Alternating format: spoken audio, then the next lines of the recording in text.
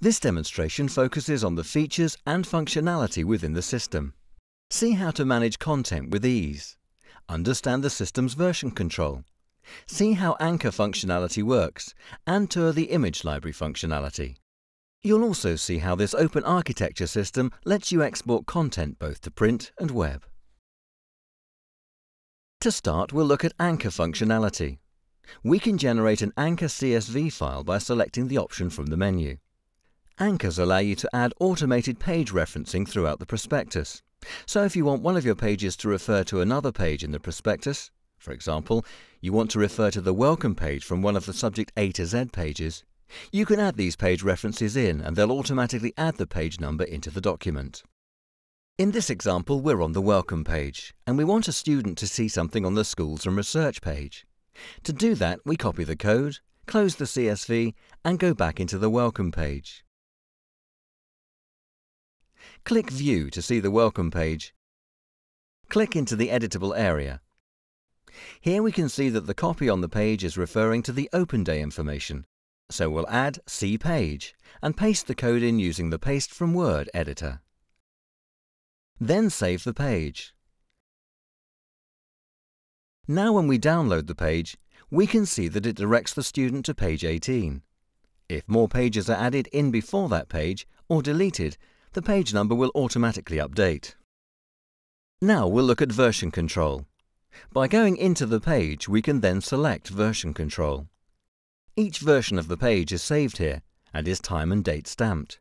Each time you save a page, it creates a new version, which is stored here. The current version is denoted by a dot. If we go into the previous version, we can see the changes that have been made. We can see that the full stop has been deleted and Information See Page and Anchor has been added. Anything crossed out in red is deleted. Anything in green has been added. To go back to the page, you just click Back. Now we'll look at the image library. Each client has the ability to upload images through Image Upload. Each client has their own login. Within the system, all images for your prospectuses are stored. You can create a directory.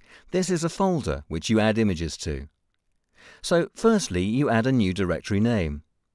You can move pictures into other directories. You can delete pictures or folders, and you can transfer images into the relevant document. For example, if we go to the PGPOD11 folder, you can see the images stored within it. To transfer the image to Prospectus Upload, you click on the image, and you click Transfer into the product ID. The product ID for this particular document is 199. That image is then transferred into the prospectus. Within this, you can also add tags for the image. This allows users to search for images by description. You can also change the title of the image. You can crop an image by selecting an area of it. This creates a new version of the image. It doesn't overwrite the original. Once you've selected the area, you can save this new version of the image. You can see that the new version has been added here. We can then transfer the new version into the document if required. If the resolution of the image is low, you also have the option to update the DPI, for example to 400. This will change the print size to a smaller size. Again, when this is saved, it won't replace the image, but will save a new copy of it, so now there are 3 versions. Once you've transferred the relevant images, you can go back into Prospectus Upload and back into the image you want to edit. Find the image you want to use by clicking on the current image and type in the image name or part of it to return a shortlist. Here you can see the 3 images, the original and the 2 variations. Select the one you want to use and it will drop the image into the page. Save the page. We can now see that the image is quite large and needs to be cropped, so go back into the page and click Crop. From here we can select an area of the image to crop into and save it. This creates a further copy of the image without overwriting the original. Save the page and then view the larger format page to check the image is positioned correctly. From the Document Management screen, we can reorder or move sections of the document. In this example, you can see that the Welcome Intro page is paginated below the Welcome page. If we want to change the pagination order and move the section, we simply use the Move button and drag and drop the page to where we want it to be within that section. Or if we wanted to, we could move the page to a different section altogether. To do this, you just click on Edit and drop that page into a different section using the drop-down menu.